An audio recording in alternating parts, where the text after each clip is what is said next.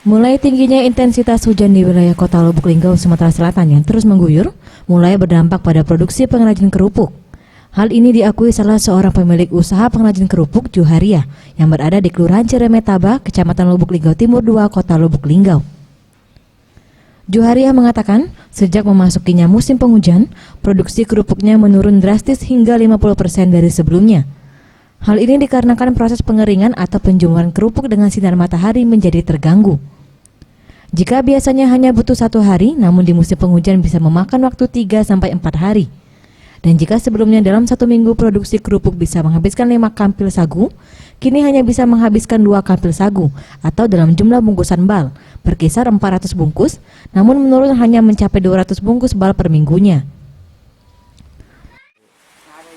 Jadi susah kering. Kalau normalnya biasanya 5 kampil seminggu. Kalau sekarang 2 kampil lah, susah kering. Kalau biasanya normalnya tuh 2 hari baru kering. Kalau sekarang 3 hari baru kering. Sementara itu, selain proses produksi terganggu, penjualan pun mengalami penurunan. Hal ini dikarenakan daya beli masyarakat menjadi menurun. Farid Setiawan, Sriwijaya TV.